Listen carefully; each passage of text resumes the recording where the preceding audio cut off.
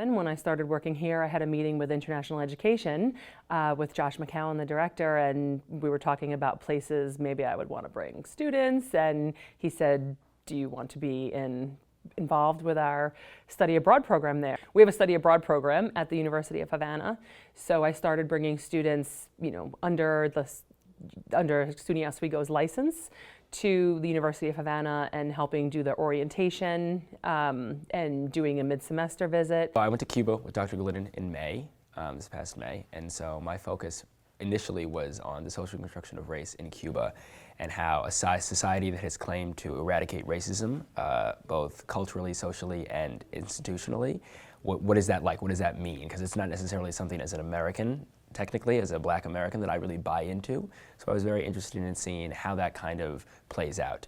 Now I began to think, is that, because the government has begun to kind of erase part of their ethnic identity and unite them under one national Cuban identity, or is that kind of somebody's choice, or is it both? Since President Obama became president, the rules have relaxed quite a bit, and we can now do short-term programs to Cuba again. So I was able to basically, Christopher enrolled in an independent study with me, and then at the end of the semester, we went to Cuba for 2 weeks. We took a lot of overnight buses, like 13 hours around the island. It was great to see the island, and my favorite city in Cuba was Trinidad. It was amazing, and it was like probably the smallest, quaint, less advanced city that I've ever been in my life, and I felt the most comfortable there. Cuba was an awesome experience for sure.